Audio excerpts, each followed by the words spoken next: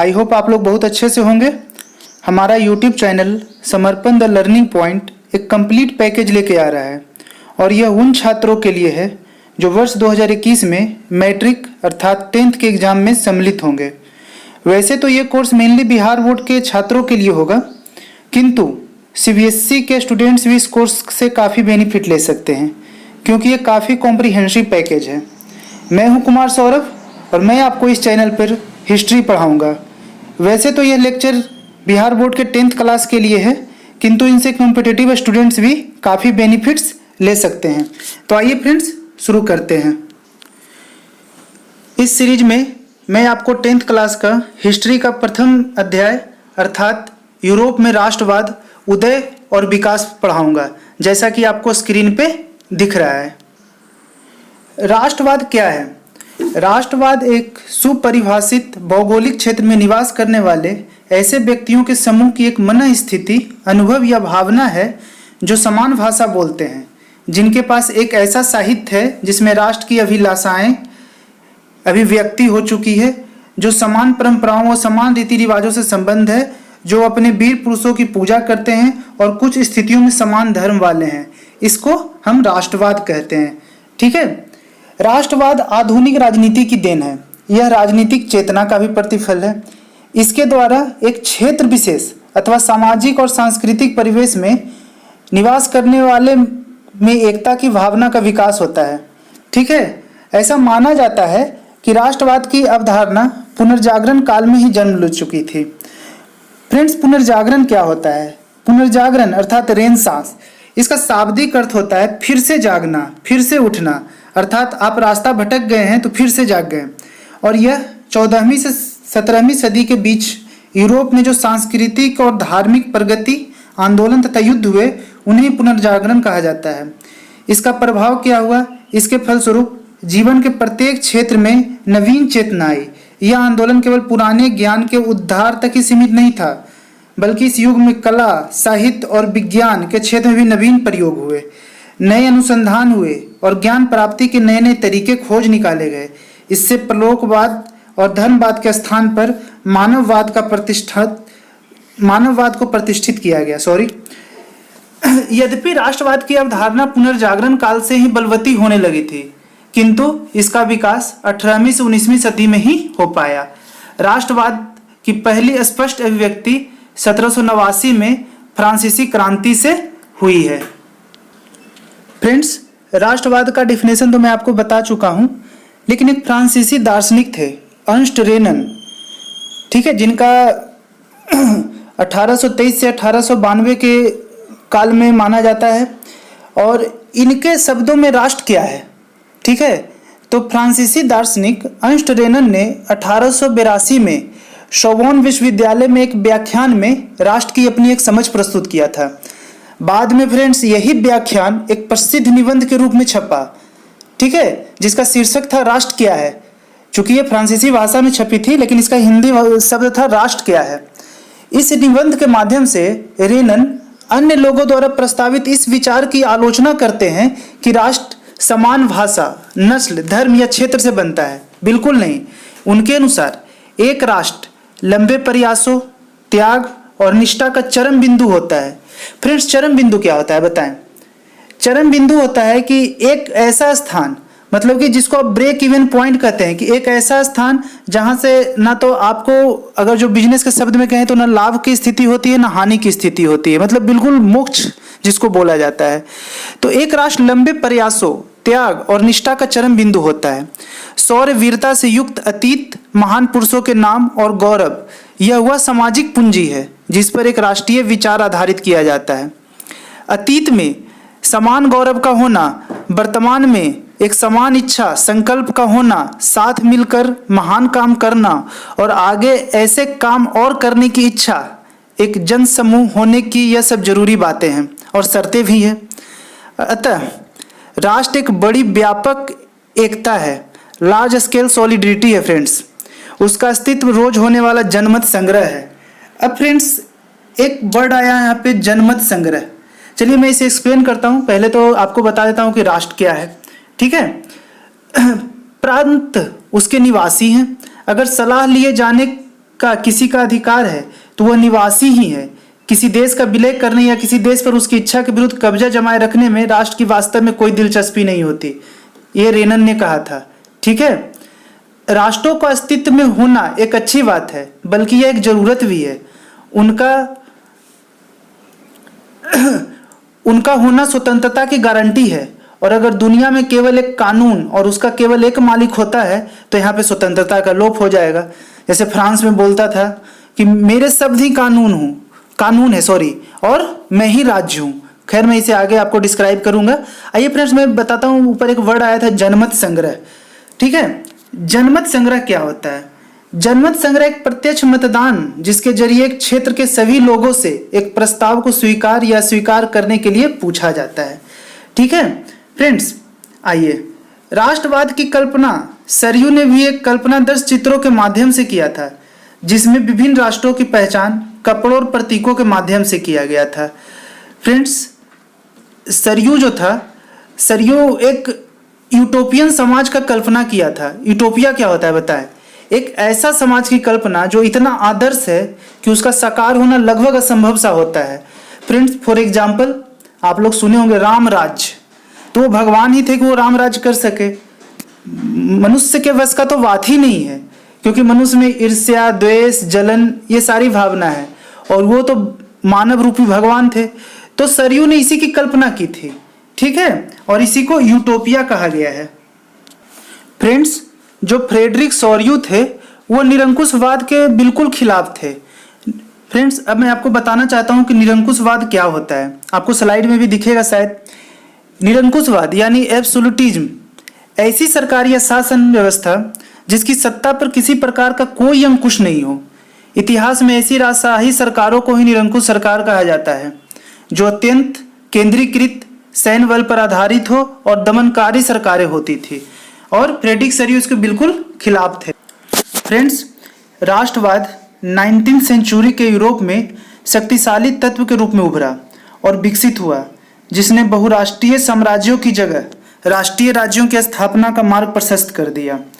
Europe में राष्ट्रीयता की भावना को फ्रांस की 1789 की क्रांति और नेपोलियन की विजयों ने और गति दी। इसकी आगे हम चर्चा करेंगे।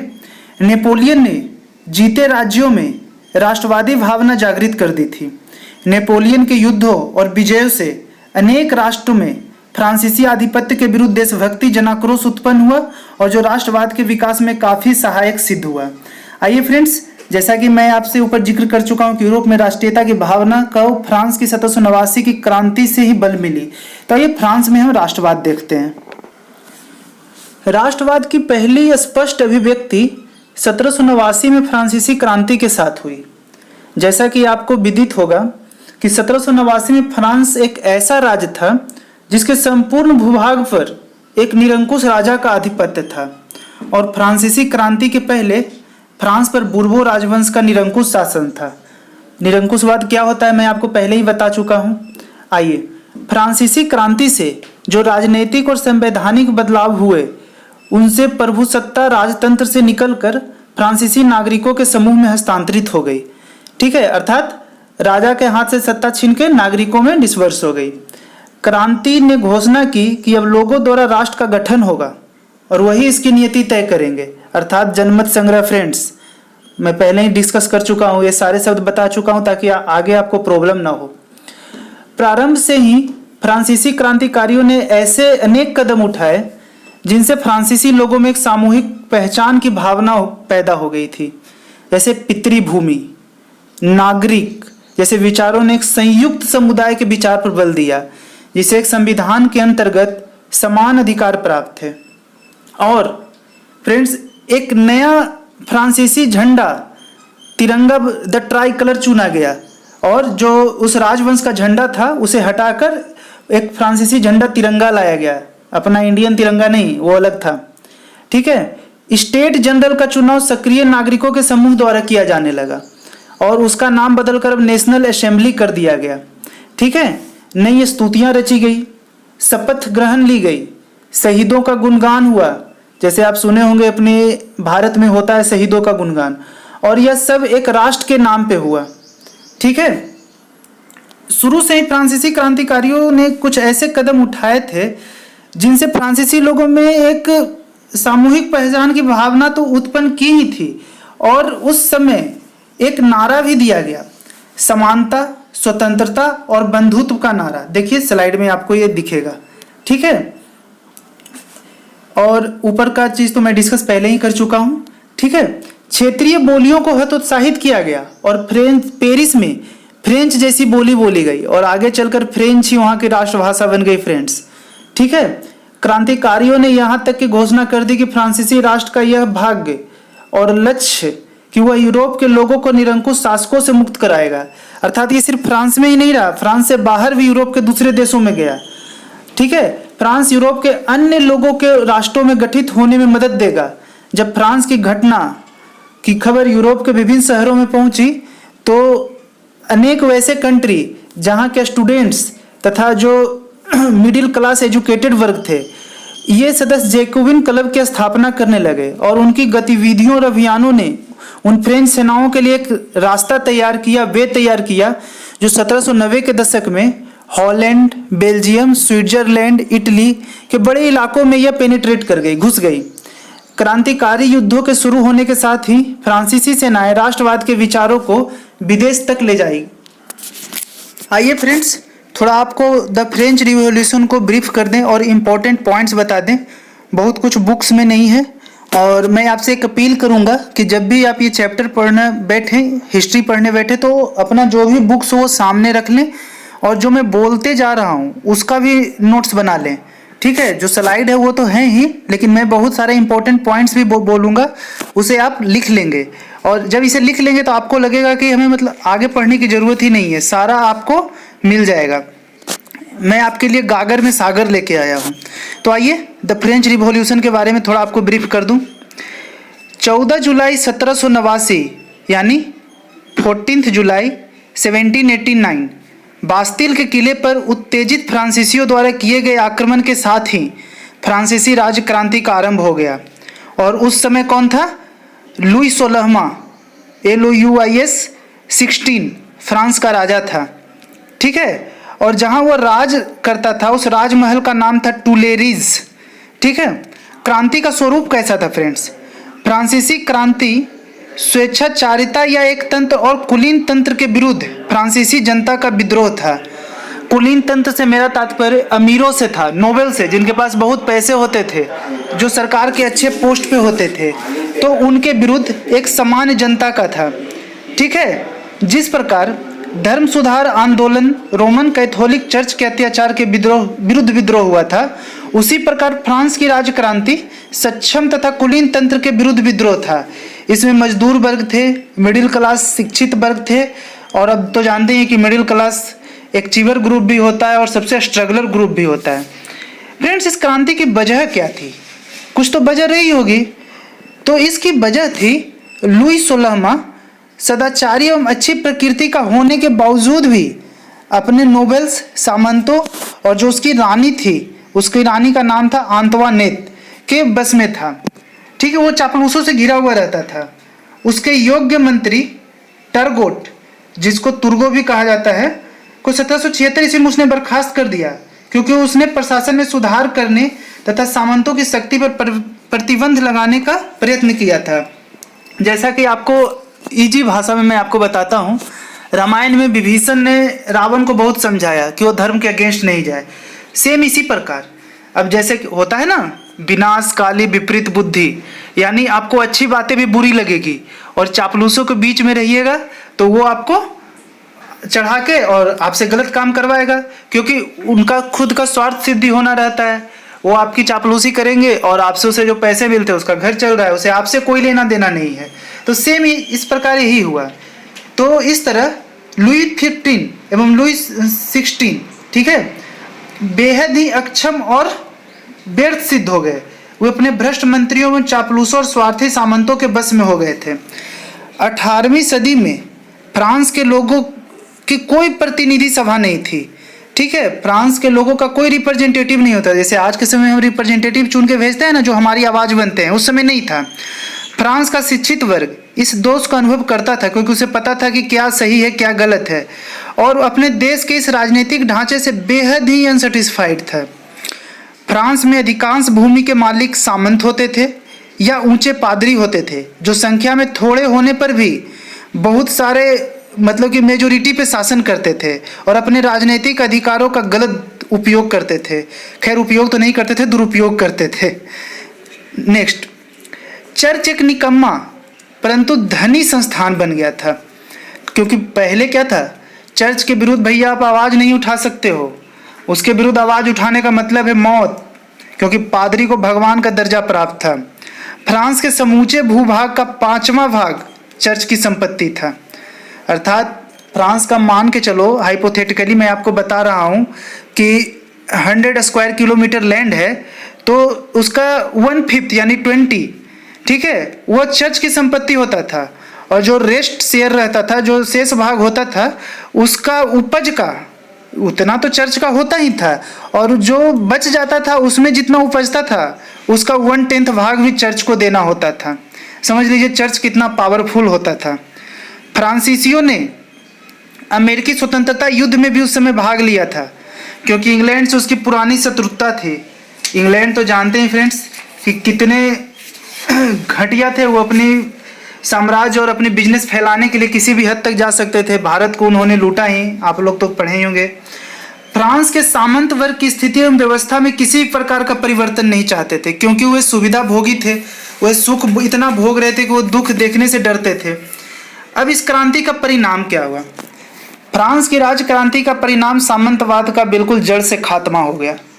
यूरोप में यह व्यवस्था 1000 वर्षों से चली आ रही थी, जिसमें कुलीनों के विशेषाधिकार समाप्त हो गए और कर की समान व्यवस्था स्थापित हो गई।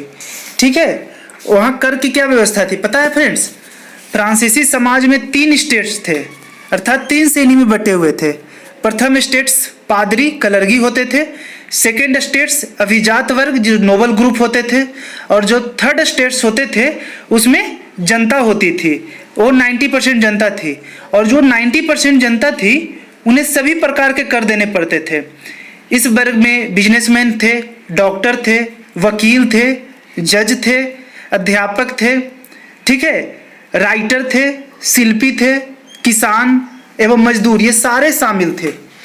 तो जब ये समाप्त हुआ तो सबके लिए टैक्स की समान व्यवस्था लेते आए, भाई सब बराबर हो, ठीक है, कोई निरंकुशवाद नहीं।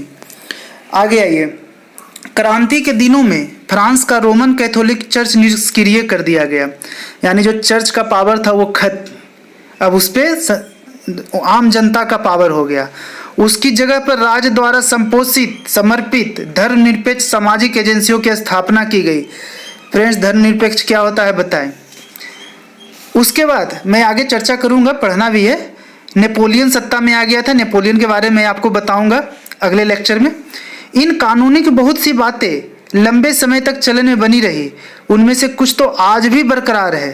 फ्रांस की क्रांति ने फ्रेंड्स राष्ट्र शब्द का आधुनिक अर्थ स्पष्ट किया।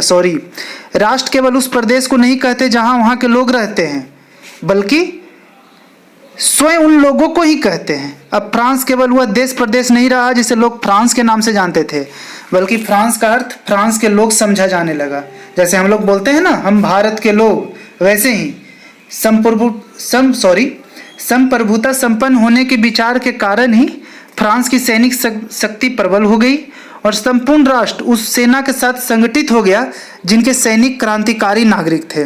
वहाँ जैकोबिन संविधान के अंतर्गत समस्त लोगों को मताधिकार और विद्रोह करने का अधिकार भी दिया गया फ्रेंड्स, यानी आम जनता को यह अधिकार मिला। ठीक है, नेपोलियन के बारे में पढ़ेंगे, मैं पहले ही बता चुका हूँ, लेकिन कुछ वर्ड है मैं आपको बता देता हूँ। वहाँ मतदान और प्रतिनिधि चुनने के अधिकारों से जनसाधारण की सभी समस्याओं का हल नहीं निकल सकता था। किसानों को भूमि मिल गई, किंतु मजदूरों और कारीगरों की क्रांति के मुख्य संचालक वही थे। शीघ्र ही फ्रांस उन देशों में से एक हो गया जिनमें सामाजिक समानता एवं समाजवाद के विचारों ने पहली बार एक नए राजनीतिक आंदोलन को उठाया था। आगे आइए फ्रेंड्स, आपको बताते हैं। 14 जुलाई 1789 को फ्रांस में क्रांति हुई थी, इसलिए 14 जुलाई को राष्ट्रीय दिवस मनाया जाता है, फ्रांस का राष्ट्रीय दिवस, क्योंकि वहाँ 14 जुलाई 1789 को क्रांतिकारियों ने बास्तिल के कारागृह के फाटक को तोड़कर बंदियों को मुक्त करा दिया था। फ्रेंड्स नोट्स करते जाइएगा। पहले ही बता चुका हूँ, समानता, स्वतंत्रता और बंधुत्व फ्रांस की राजक्रांति की देन है और कम्पिटिटिव एग्जाम में तो बहुत बार पूछा गया है।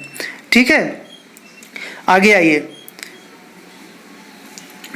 इसमें एक टैले कर था, एक प्रकार का भूमि कर होता था और यह धार्मिक कर था जिसे चर्च को देना पड़ता था।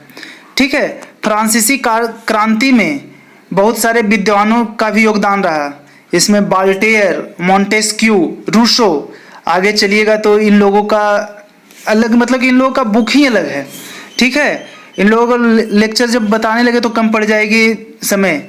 तो इन लोगों का योगदान काफ़ी रहा क्योंकि ये बहुत ही पढ़े लिखे एलिट ग्रुप थे। बाल्टेयर इनमें से जो था वो बिल्कुल चर्च का विरोधी था, बोलते चर्च को बिल्कुल खत्म करो, चर्च का पावर सीज करो। रूसो फ्रांस में चाहता था कि प्रजातंत्रात्मक शासन पद्धति स्थापित हो। At the same time Voltaire कहता था कि भैया 100 चूहों की अपेक्षा एक सिंह का शासन उत्तम है। ठीक है, यह युक्ति बहुत बार पूछी जा चुकी है। इसी समय कानून की आत्मा, द स्पिरिट ऑफ लॉज के नाम से मॉन्टेस्क्यू की एक रचना भी है जिसमें सरकार के 3 अंग, कार्यपालिका, विधायिका और न्यायपालिका को अलग अलग रखने के विषय में बताकर शक्ति के पृथक्करण का सिद्धांत दिया गया है। तो भैया ये थी फ्रांस की राजक्रांति।